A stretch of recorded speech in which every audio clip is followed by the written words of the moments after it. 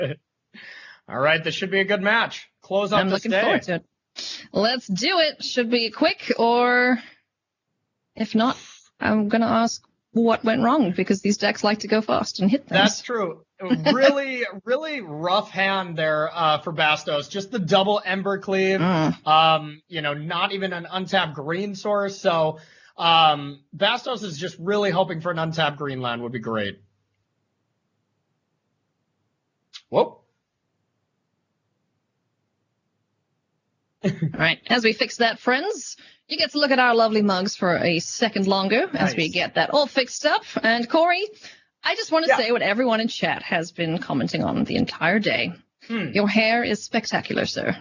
Thank you. Yeah, what is going on with that? How did you get it like that? Please, could I have some tips? Well, it's when COVID's going on, I have not been getting a haircut for a long time, so it's getting a little outrageous. I was going to have my fiance give me a haircut before this event, but I figured just in case she butchered it, I'll wait until Monday to give her a chance with the scissors, so I didn't get too made fun of for bad hair, y'all. So let her have fun with it and give you a mohawk and then, post a few silly pictures before you send it all away. Yeah, exactly. Maybe try to carve in a Yorian or something in the side. I'll let her have some fun with it. Next thing you're going to say is, I got a Yorian tattoo, and then I'll know you've gone too far. Oh, I didn't tell you about that. Yeah, I'll save that for after the broadcast. I got one. What have you done? No, I'm just kidding. All right. So, the weather. It's going to be an interesting match, though. I think this is one that we've seen already. And I think it was Monty who was saying he really favors the Naya Adventure side because of Giant Killer and stuff like that. But it is the type of situation where if this Naya deck ever stumbles, they play a lot of really medium to bad cards, and Gruul can just run it over. So I actually think this matchup is quite close. And, would probably just favor whoever's in on the play. And on the play is Salvatto, so let's see if he can maximize on that advantage, as we do see the Heart's Desire token come down on Bastos' side to face off against the Edgewall Innkeeper. Now, one thing that you guys have touched on a lot, and Mani and Riley as well, is that the decisions made with mana now aren't as clear-cut as I play this, I shock myself for 2, I have 2 mana available. Now it's a case of, okay, what's coming up next? What do I go find? Do I play my MDFCs as the spell or as the land? There's so many decisions to be made. Yep, and that's honestly how Gruul mirror matches were. Even last season with Brushfire Elemental and all that stuff, is sequencing of lands was just so incredibly important. And now adding in all these double face cards, it makes it even more skill intensive. Yeah, and these decks, you typically expect to see not too many, double pip colors, but we see the mammoth double green. That's always a little bit awkward. So it's okay, I'm going to play that as a land because I can't cast it on turn 3. Yep. So yeah, just a lot of decisions to be made in these decks. Yeah, and bringing it back to each player's draws, it does look like Bastos drew that green source right away, and Salvatto is just drawing lands exactly as he needs as well. So pretty good draws from both players to make this a pretty even game so far. Yeah, and good cards exiled there from Shadow of the Skulls as well. Got Shepherd of the Flock, Hazel's Fury, and Unleashed Fury. So could possibly get up to some nonsense next turn. Can Luis Salvatto? Yeah, we're a little short. We don't see the Goldspan Dragon, which is really the card that throws this over the top. But yeah, a lot of options next turn. Hang on, we still have a draw step. We could find it. Lovestruck Beast threatening 5 points of damage here. Does Salvatto want to block it? In for 5, decides to let it be as a second Lovestruck Beast joins the fray. And another showdown is not exactly what Salvatto wants here with already having a showdown, but, Lovestruck Beast is definitely a creature that's outclassing Salvatto's creature, but not for long with these Chapter 2 and Chapter 3 of showdowns coming off. Yeah, so first things first, let's get this land out of exile on the battlefield. Make sure we optimize our mana base as much as we can. Use all the lands available to us. Yeah, and the one thing Salvatto really would want in this stage of the game, to just make sure he can kind of catch up, is like a Lovestruck Beast to kind of go at parity with Bastos' creatures. Mm-hmm. But even this block here, being able to play something at instant speed and kill this Lovestruck Beast, is a trade that Salvatto is going to be pretty happy to make. Yeah, curious how he sequences this, but looks like we're going towards Sajiri's Shelter. Now, if he gets a protection from green, so that's fine. I was like, oh, you protection from white, then Showdown can't target it. No. There's a green creatures there. Yeah, that's pretty good here. One play that we could do is like Shajiri's Shelter to deal with this Lovestruck Beast, and then you can actually fling the Bone Crusher Giant at the other Lovestruck Beast to make sure that these Embercleaves don't get carried away. I think I would like that card, or I would like that sequence, just with how many cards Luis Salvatto is able to generate with 2 Showdowns in hand. You know, you leave yourself with just an Innkeeper and a Showdown about to go to Chapter 3, but, you know, it deals with the 2 big creatures, which seems pretty tempting. We'll see what Salvatto decides to do. Yeah.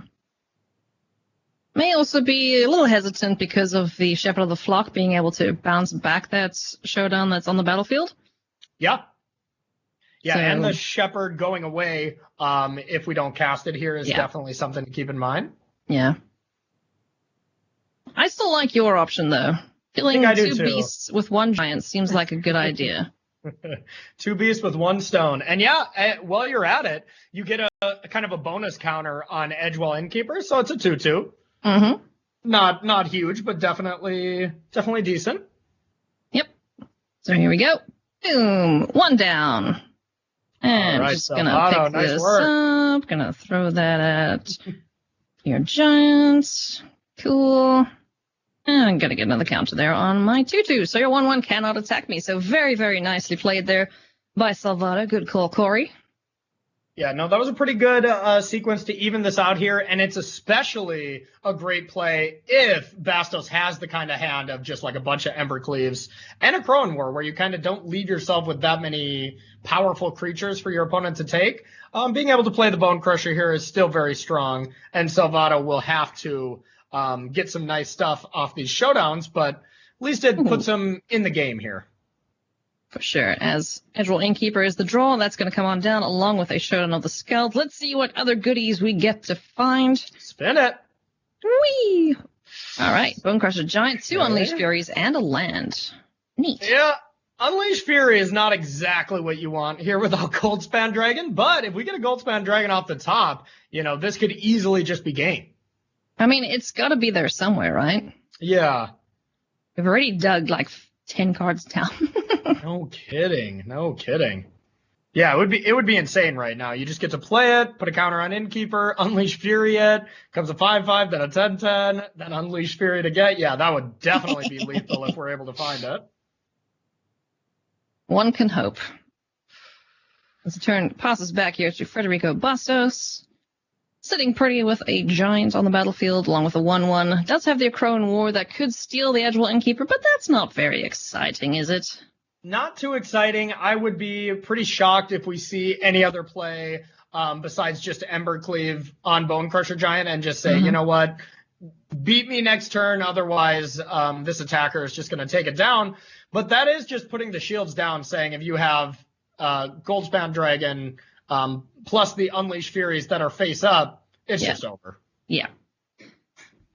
So swinging on in both creatures, Embercleaves lit up in hand. Oh, is Salvatto going to block? Not at all, as we go down to 1 life, is Luis Salvatto. If we find it, we do not, so no Goldspan Dragon off the top of the library there, unfortunately for Salvatto. Is there any way he can string together a 1-shot kill here? God, it's going to be tough. Let's see. So you got 3 spells. That's putting 3 counters on Edgewall Innkeeper. So makes it a 3/3. That makes it a 4/4, doubles it to 8. 5/5, doubles it to, oh my.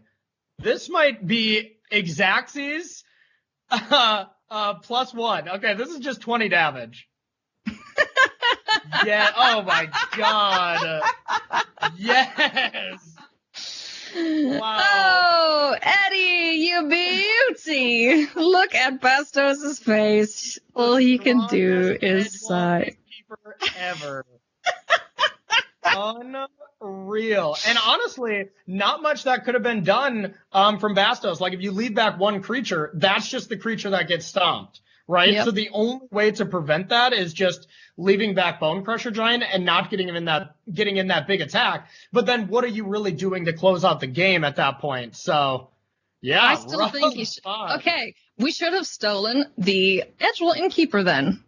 Yeah. That's the only clear way to survive that for Bastos, is to make sure that there's no creatures on the board, so then Unleash Fury has no targets. That was awesome. Holy cow. That's what we call combo finishing right there. Oh my goodness.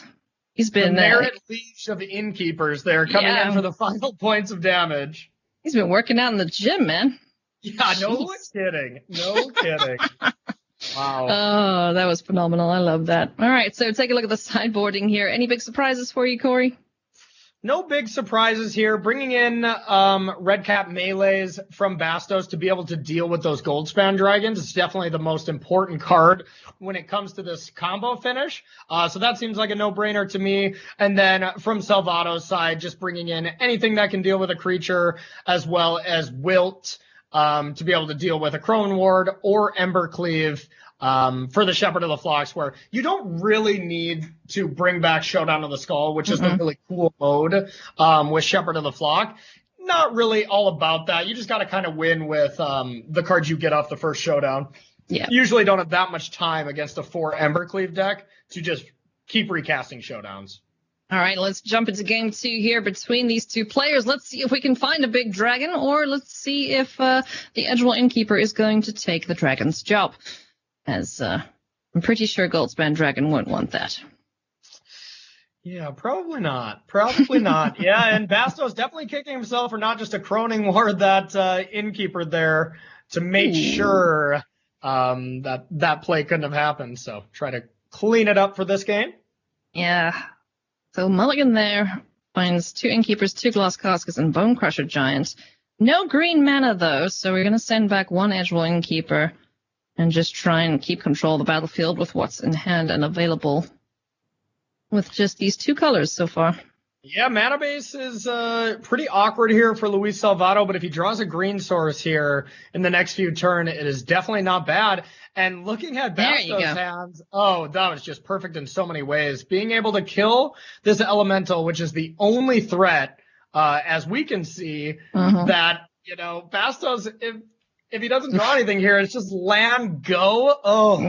That's the worst. Oh, it's the worst. But for Salvatto, he's probably going, yes. I'm not going to die on turn 4, but finds a threat in Brushfire Elemental. Going to get that down. Can crack Fabled Passage along with it too. Get him for 5. A little bit of an interesting situation here. Well, where never if you mind. If you pump it once, you can't really stomp that because you can just crack it in response. A nice little dance the players are playing here. If it gets pumped too high, it can get chopped down. And if it doesn't get pumped enough. So, yeah, that's was a really nice play from Bastos to not leave that open for a removal spell at the end of the turn. Yeah, very heads-up call there. Being very disciplined, which I notice is a trait a lot of these professional players share, is even if they're the aggressive deck, they always take a minute to think about it before just turning their dudes sideways and swinging in, right? Yep, exactly. The most obvious play doesn't mean that it's the best play right away. And I think that's, one of the biggest lessons these pros have taught themselves very early on in the game. Yeah, and something that we can all learn from them as well, as we see Edgewall Innkeeper join the fray on the battlefield, facing off against this Brushfire Elemental, but of course can do nothing about it. Shadow Skull Smashing is the draw here for Bastos. Well, it looks like we might just be having the combo kill finish. From the other side here, another Fabled Passage plus Embercleave is pretty disgusting right now, and I don't know if Salvatto really can do anything about it. Let's see, that goes to 3, 5, 7, 8. This is 16. This is just lethal on this end as well. No freaking way. Unless I'm doing my math wrong. I think so it goes to 3, and it goes to 5, then it goes to 7, gets the 8 with Embercleave, and then double, 16. Wow, Embercleave is just 2 Unleashed Furies combined into 1. Unbelievable. I think that card's going to make it. I think that card is really going to make it. Let's see if Bastos goes for it and sees it, because I think he does. Yeah. I think he does. All right. Well, no, we're missing something here. No, Unleashed Fury doesn't even allow him to block it, so never mind. Yeah, I think this is it. I'm trying to look at Salvatto's list, what Bastos might be playing around, and for 2 mana, it's like red cap melee to deal some damage, but that doesn't even get it killed. So Bastos is going to look at the list and know that there is nothing that Salvatto can have here. This is just lethal. Yep. And now Salvatto is going to be kicking himself for not leaving that one pathway open to be able to stomp this down for this kind of... No, let him do it! Oh, wow. Come on. Let him hit you. This is just unreal. They're just both making small, minor judgment calls that if your opponent has X, Y, and Z, they're dead to it, so they're not playing around it, but it's kind of an unlikely scenario, and they both got max punished. All right, well, deciding game here between these 2 adventure decks. Let's see who takes it home, and let's see if this game is going to be as quick as the other 2 ended out. That's incredible. Yeah, really gonna kick himself for not casting that casket, I imagine. Wow, that was wild. Man, it's so awesome when the decks do the things they want to do most. I love it. Okay, a fantastic hand for Bastos. Probably the first really good hand that he's had so far this match. The double questing piece is a little awkward, but Innkeeper into Stomp with an extra Innkeeper, this is a pretty solid start. Yep, looking good. In comes the 1/1 from Heart's Desire, followed up by the Edgewall Innkeeper, and we're going to see one of the pathways dumped down here. It's going to be the white side of things, as Bonecrusher Giant is going to get to work here on Edgewall Innkeeper, no doubt. But let's see what the play is. Interesting to not stomp this Innkeeper before you can just cast Lovestruck Beast. Yeah, because that gives him a draw here. Yeah. Perhaps should have done that on his turn, but gives him the draw, finds another Lovestruck Beast, and Edgewall Innkeeper survives combat. That's not great. That's not great. I think I would have stomped that Innkeeper as fast as humanly possible. Hell yeah. That guy's got a target on his back. It's basically just saying, here, remove me, please. All right, another Bonecrusher Giant found. So Bastos will get a card off of the Bonecrusher Giant on an adventure. Let's see what he finds. There's a Brushfire Elemental, the hero of Game 2. Or was it Fabled Passage who was the hero all along? Oh, yeah. The duo was unstoppable, that's for sure. This has been a really, really weird match. You don't say. A really weird match, I must say. A 25 Innkeeper coming in, an 8/8 Brushfire Elemental, like, oh, just unreal. Oh, that's magic for you. Gotta love it. All right, so no more Innkeeper for Salvatto. Not going to get cards off of this Lovestruck Beast, but we will get the Lovestruck Beast down along with its 1/1 and just start clogging up the board here with big creatures. The draw here is Vivian, Monsters Advocate for Bastos. Right. And another interesting sequence from Salvatto, valuing having an extra 1/1 just in case the other 1/1 were to get stomped or something, rather than playing one of these mobile double face cards as a tap land, mainly Fury, just to be able to play Goldspan Dragon next turn. Yeah. But it does make sense if you get your 1/1 stomped and you're on the aggressive. You know, that is really brutal to not be able to attack with those 2 5/5s. Yeah, for sure. So here we're going to see Bonecrusher Giant come on down, double Innkeeper trigger, finds a land and a Lovestruck Beast. So Bastos is certainly not lacking in the card department. There is a red untapped source. It's going to hurt a little bit, but we do get to get good old Goldspan Dragon down and rocking. Wow. And then just the beautiful combo of Goldspan Dragon attack and then use that treasure to protect it if need be is just really, really strong here. Yeah, or just protect the Lovestruck Beast if we see the creatures block and try and kill them. Yeah. Yeah, absolutely. Very nice. We'll see if Salvatto values keeping a Lovestruck Beast alive more or guaranteeing that Goldspan Dragon survives here. And I think I like just protecting Goldspan Dragon. It's such a hard card for these Gruul decks to deal with outside of red cap melee, and that's really the only way to deal with them is direct damage. And then if you just protect your Goldspan Dragon with the shelter, it's a free protection spell because you get another treasure. Oh my, that's so good too. Glass Koska can take any of these creatures away and just start forcing through the damage here. So Salvatto very much in the driver's seat here, looking to get this game won and done. Protection here for the Lovestruck Beast. This game is going to be overs as protection from green is called. In for the win go the creatures, and Salvatto is going to pick up the final game here of today's Magic action. No, we have reach. Never mind. Oh, no, it is going right to the dome. Yeah, for a good old -2 to end this game. Unreal. Well, the game Salvatto's deck was just firing on all cylinders this game. That was an impressive showing from that Naya deck there. Holy cow. Man, both of those decks just doing what they want to do, showing us why they are so powerful and so